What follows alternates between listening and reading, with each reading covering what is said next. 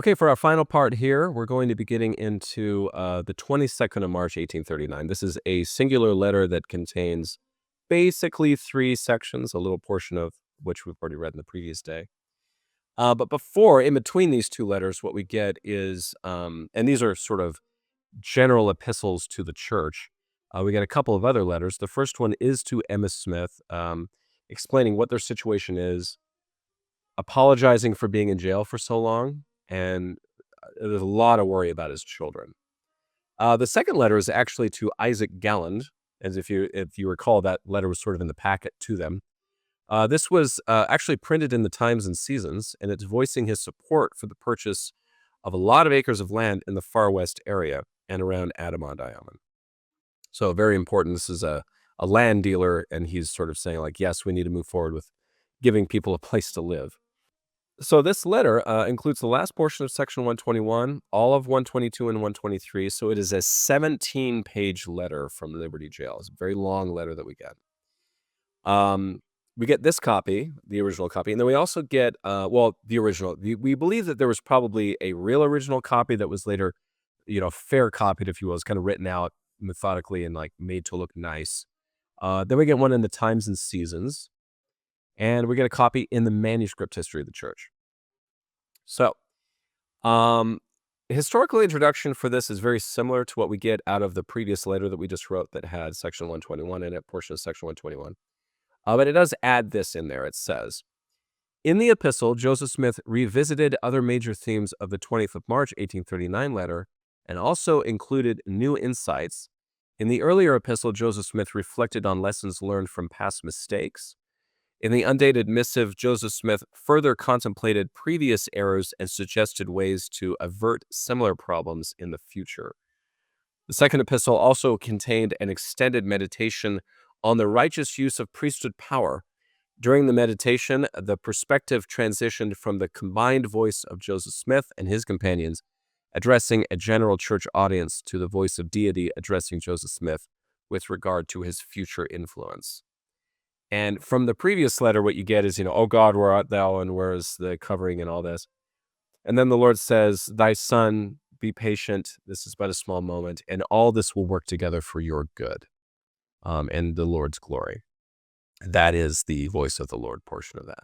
So modern section headings for this explain that these three sections were given on the same day, and two of them share that they were excerpts from this letter. And so there's not a huge change there. We'll get to that in a second, but the source note for this letter, just to let you know what this is on 17 loose pages sent from Liberty Jail, and it's in the handwriting of Alexander McCrae and Caleb Baldwin. Those are the two men that actually penned the letter. It does include sections 121 through 123 in the Doctrine and Covenants. The modern section headings here, there is no change in the 101st section. So between 1981 and 2013, there's really no change in this. So the Joseph Smith papers didn't have any of that, besides the removal of history of the church. 122 has a few changes. In 1981, it says, the word of the Lord to Joseph Smith the prophet while he was a prisoner in the jail at Liberty, Missouri, March 1839. And this is History of the Church, Volume 3. 2013 edition actually changes this so much. It says, the word of the Lord to Joseph Smith the prophet while a prisoner in the jail at Liberty, Missouri. This section is an excerpt from an epistle to the church dated March 20th, 1839. See the section heading to 121. So, a little bit. And 123 has another few changes. In 1981, it says, duty of the saints in relation to their persecutors, as set forth by Joseph Smith the prophet while a prisoner in the jail at Liberty, Missouri, March 1839. History of the Church reference. And then the 2013 edition says, duty of the saints in relation to their persecutors as written by Joseph Smith the prophet while a prisoner in the jail at Liberty, Missouri. This section is an excerpt from an epistle to the church dated March 20th of 1839. So again, the only changes here is not really anything significant other than saying this is an excerpt from a letter, to clarify that. Okay, so this is a big one.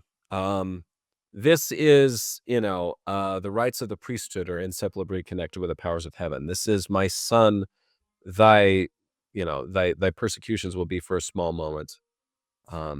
And thou art not yet as Job, and all this. These are really big things, highly quoted.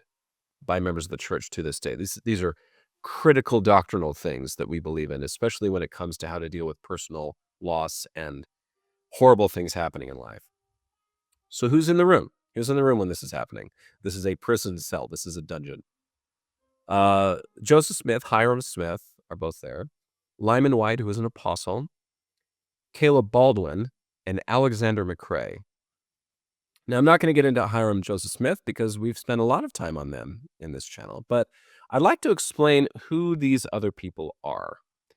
And I've tried to find photos of these, but we'll start in here with Lyman White. He's been mentioned a bunch, and he is an apostle, and he was born in 1796. He was a farmer in upstate New York and served in the War of 1812. After that, he joined the Campbellites and worked with Sidney Rigdon, and they were baptized into the church on the 14th of November, 1830. He was ordained an elder by Oliver Cowdery 6 days later after he was baptized. He served several missions and volunteered for Zion's camp. He became a high priest on the 4th of June, 1831. And he lived in Independence, Missouri, and was part of the group that were driven out. He did become the elected colonel at the Caldwell County militia, and he actually settled in Adamon-Diamond and was in the stake presidency. He was in the Danite organization, and at that point, he was actually jailed with Joseph Smith and company. So after the Liberty Jail incident, which will happen after this episode is over, he actually moves to Nauvoo, holds a few more callings. He is a major general in the Nauvoo Legion and is part of the Nauvoo House Committee. And this is part of, and it also is a part of the Masonic Lodge in Nauvoo. So he was part of both of those organizations. He was part of the group that pulled together timber and material for the Nauvoo Temple. And he was part of the Council of 50, which eventually helped to plan for a little trip out west to Utah. He campaigned for Joseph Smith's run for the President of the United States. Later on, he actually moved to Wisconsin Territory and then was rejected by the Council of 50. And he led about 150 members from Wisconsin to Texas. He moved to Zodiac, Texas in 1847 and was excommunicated from the church in 1848 and passed away in a place called Dexter, Texas, while he was en route back to Jackson County, Missouri in 1858. So very interesting life, but he was an apostle that basically just broke ranks and said, I'm not going to Utah. It was supposed to be, there was a debate on Wisconsin, there was a debate on Texas, there was a debate on Oregon country. Anyway, he wound up going to Texas and lost his membership. And then he passed away on his way back to the Zion area. After that, we get Alexander McCrae. This man was born in 1807 in North Carolina. He was a tailor, a sheriff, and a prison warden. That's quite a resume. He did serve in the U.S. Army for 5 years out of North Carolina. And then he decides to move to Indiana after getting married, and he joins the church in June of 1837. He moves to Far West, and he's part of the conflict between the Missouri citizens and the Latter-day Saints, and he is jailed in Liberty, where we are today. So after that point, he is called to the 70, serves several missions, and moves to Nauvoo. He returns to Indiana after Joseph Smith is killed, heads to winter quarters with the rest. Once he does get to Utah, he moves to Salt Lake City, serves another mission to the southern states, and he actually dies in Salt Lake in 1891. So he actually lived to be quite old, 1807, 1891. So well done, Alexander McCrae. 2 years younger, as I can understand it, than Joseph Smith at the time. All right, the next one is Caleb Baldwin. Very important name in my family. Born in 1791 in Nobleton, New York. Very nice place to be. I'm a Nobleton person. Nobletown. Served in the War of 1812 in the Ohio militia. He lives in Ohio and is baptized by Parley P. Pratt in 14th of November, 1830. So kind of the same group that got baptized. This is, Sidney Rigdon, Alexander McCrae, Caleb Baldwin, all baptized on the same day. Anyway, he's ordained an elder in June of 1831, moves to Jackson County, Missouri. He's driven out, lives in Caldwell County for a time, and then serves a mission to Illinois. He did fight in the Mormon War with Missouri, then he is jailed with Joseph Smith at liberty. So kind of the same thing. This whole Mormon war thing puts a lot of people in jail. And after a stint in the clink, he moves to Nauvoo and is ordained a high priest in 1840. He makes his way to Salt Lake Valley in 1848, and he dies in Salt Lake in 1849. So the traditional date that's celebrated anyway, what we celebrate traditionally is 1847. So he really only lives there for a year, and then he passes away. So that's Caleb Baldwin. And if you don't know, and you don't know, this name is important because this is actually in my wife's family line. And we actually wound up naming our son after this man. He was a very important figure in my wife's family history. So it's kind of a fun story. So Caleb Baldwin. And I had to say that because I've been kind of studying his life for a while. So it's a real honor to sort of show his context to this, which is very important. But enough about me. Let's talk about the content and footnotes of this. So we start in this sort of Pauline epistle format. Then the letter reads this. We suggest the idea of praying fervently for all men who manifest any degree of sympathy for the suffering children of God. We think that peradventure the United States surveyor of the Iowa Territory may be of great benefit to the Church, if it be the will of God to this end, if righteousness shall be manifest as a girdle of our loins.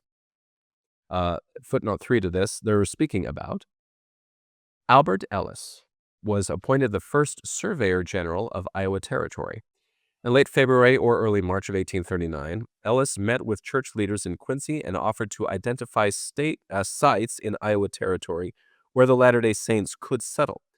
Further, Ellis stated that after the Saints selected a site, he would submit a petition to the United States Congress requesting that the entire tract be given to the Saints. The minutes for the undated meeting with Ellis were included in the packet of documents Rogers delivered to the prisoners on 19th of March, 1839. So then after this, we start continuing section 121. So it says this: we ought at all times to be very careful that such high-mindedness never have place in our hearts, but condescend to men of low estate, and with all long-suffering near the infirmities of the weak. Behold, there are many called, but few are chosen. And why are they not chosen?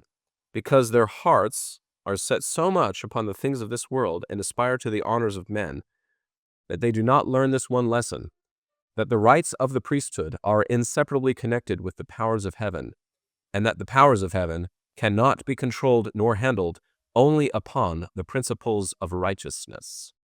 This first part, this being the first part of what we get canonized. So what we just read, just so you know, in our previous letter, section 121, we get verses 1 through 33. And then in this letter, we get verses 34 through 46. That's basically the end of the section. So if you want to know, the first letter has the first 33 verses, and then after that, you get 34 through 46, just to give you a modern version of this. And then we get all of section 122 as we have it today, and then it breaks off to speak about conferences that they should hold. All the footnotes or scriptural references are explaining, some torn or maybe missing portions that have been supplied from other drafts of this letter. So kind of moving on from that, a little further into the letter, we get this. If thou art called to pass through tribulation, if thou art in perils among false brethren, if thou art in perils amongst robbers, if thou art in perils by land or by sea, if thou art accused with all manner of false accusations, if thine enemies fall upon thee, if they tear thee from the society of thy father and mother and brethren and sisters. And then it goes on, but I'll just say this here.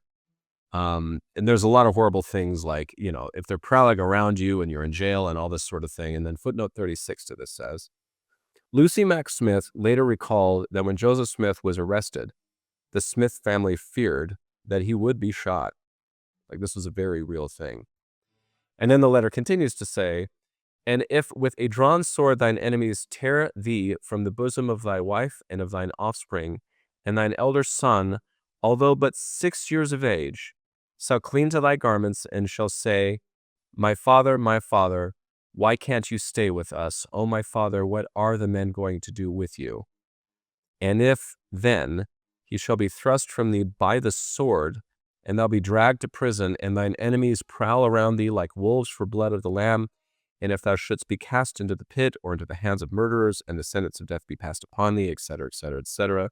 And then he'll say, know thee that this is for thy good.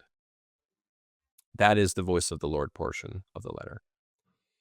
Footnote 38 for this says, Joseph Smith III, this is the son referred to here, recall that when Joseph Smith, quote, was brought to the house by an armed guard, I ran out of the gate to greet him, but was roughly pushed away from his side by a sword in the hand of the guard and not allowed to go near him. My mother also was not permitted to approach him and had to receive his farewell by word of lip only, unquote. So that is a testimony from his own son, who apparently was literally, according to this, thrust from his father by the sword. The letter also indicates that they need to stop the gathering for a time. So we get this.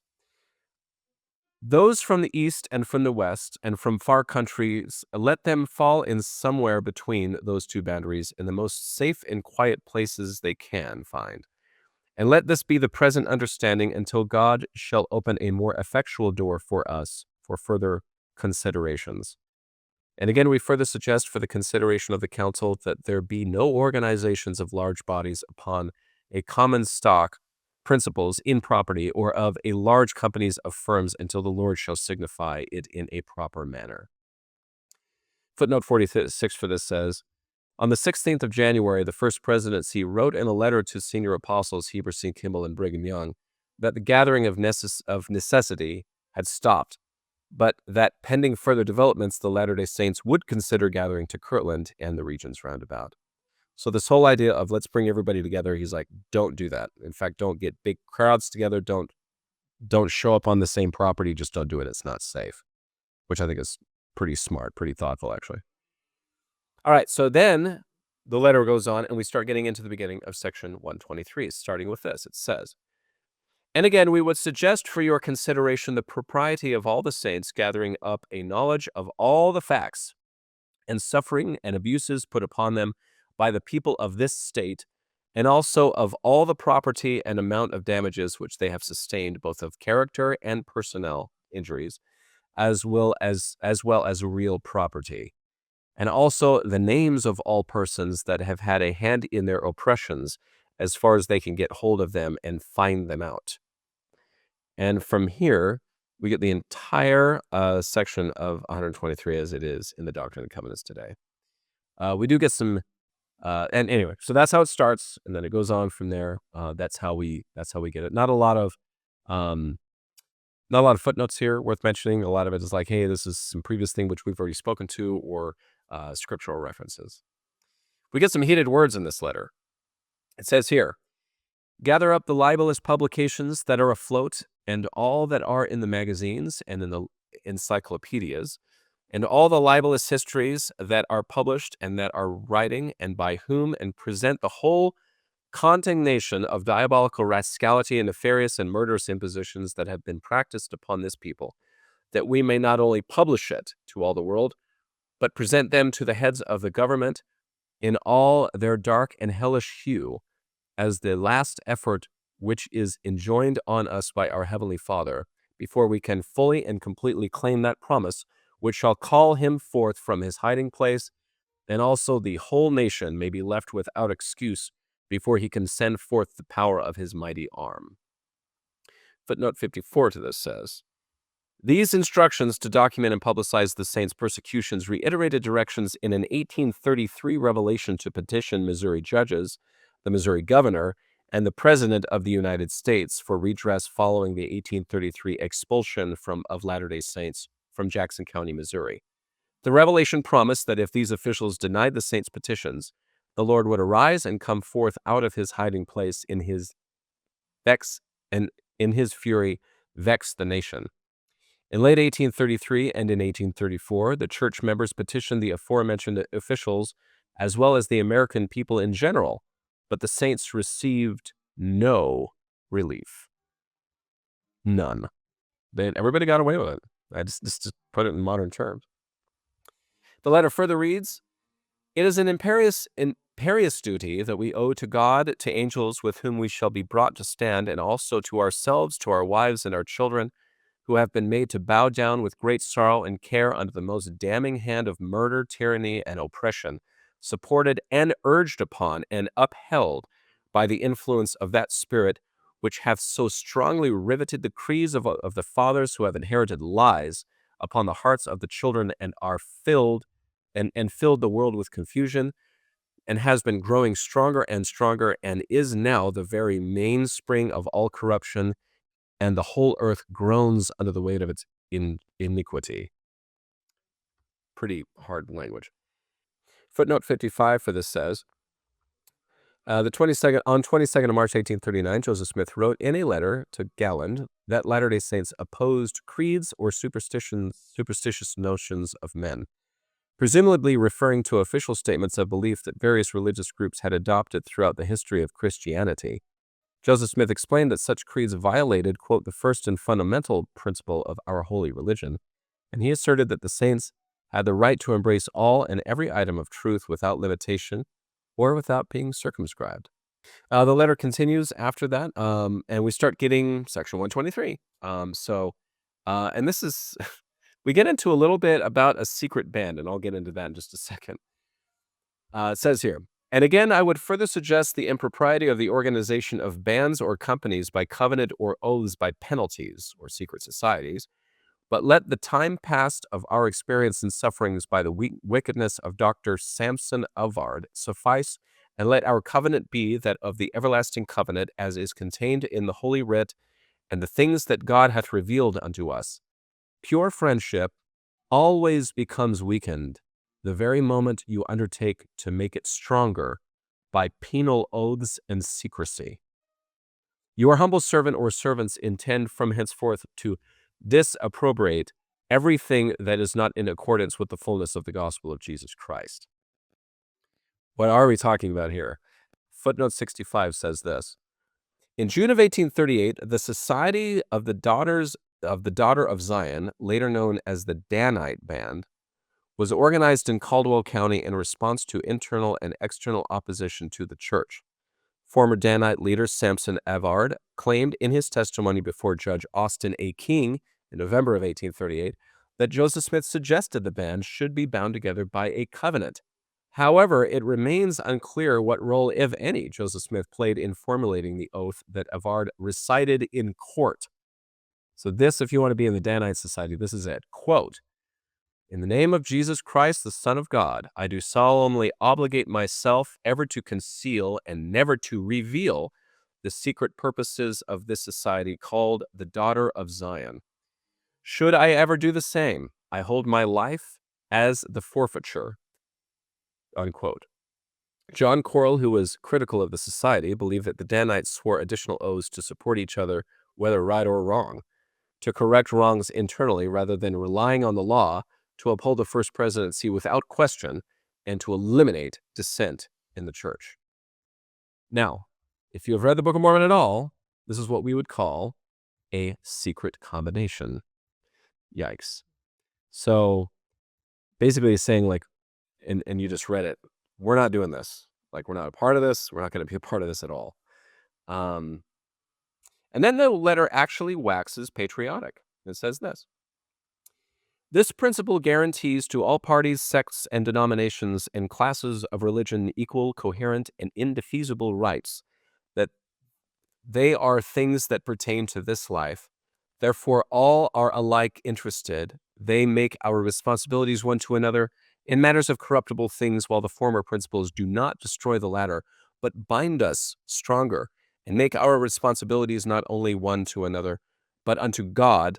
Also, hence we say that the Constitution of the United States is a glorious standard. It is founded in the wisdom of God. It is a heavenly banner. It is to all those who are privileged with the sweets of its liberty, like the cooling shades and refreshing waters of a great rock in a thirsty and weary land. Very beautiful language. Also, we get a very long footnote here, sorry. But this is 70, footnote 70. It says, this language parallels the famous rhetoric of religious liberty that Thomas Jefferson used in his notes on the state of Virginia. This extension of religious liberty involved de-establishing previously privileged churches and ensuring that all churches enjoyed equal rights. These significant legal changes were paralleled by a cultural changes, with white Americans beginning to accept coexistence with members of diverse religious groups. Although religious prejudice did not disappear, as the experience of many Catholics, Latter-day Saints, Jews, and other religious minorities attested, the formal granting of religious liberty gave rise to an unprecedented sense of ecumenism and pluralism in American society, kind of getting away from a one church to rule them all sort of thing. Footnote 71 for the same quote says, many Americans in the late 18th century and early 19th century interpreted the ratification of the United States Constitution in 1787 as providential, arguing that God inspired the framers as they drafted the charter, guiding them to make the United States an asylum for liberty. In 1833, Joseph Smith dictated a revelation affirming that God established the Constitution of this land by the hands of wise men whom he raised up unto this very purpose. So this idea that the Constitution is inspired by God is not unique to church people at this time, or even today. I would probably add to that. The letter also speaks of American freedoms. We, brethren, are deprived of the protection of this glorious principle by the cruelty of the cruel, by those who only look for the time being for pasturage like the beasts of the field, only to fill themselves and forget that the Mormons, as well as the Presbyterians, and those of every other class and description, have equal rights to partake of the fruit of the great tree of our national liberty. But notwithstanding, we see what we see, and we feel what we feel, and we know what we know. Footnote 73 for this says, Tree of Liberty was a common 19th century phrase used to describe the United States and its Constitution, and the tree's branches extended to provide equal protection for all. So just to kind of give in context some of what's in this letter. And that's all I'm going to share about that. Document ends with the signatures of Joseph Smith, Hiram Smith, Lyman White, Caleb Baldwin, and Alexander McCrae in their own hands. And the postmarks and dockets are on the very end of the packet. So there you have it. Some enormously important sections to the common culture of the church today, as well as some major things that help the church get through some really difficult things in the past. Sections 121 through 123. Our next episode that we have, we're going to get into, there's actually quite a lot of history. We do not get any revelations for the rest of 1839, none in 1840, and then in 1841, we get the one section we will talk about, which is section 124, which I believe is the longest section by verse count, at least, that we have in the Doctrine and Covenants. So I hope this was helpful. Thank you very much for being with us again. And until next time, I hope to see you again on Filling in the History. Have a good week.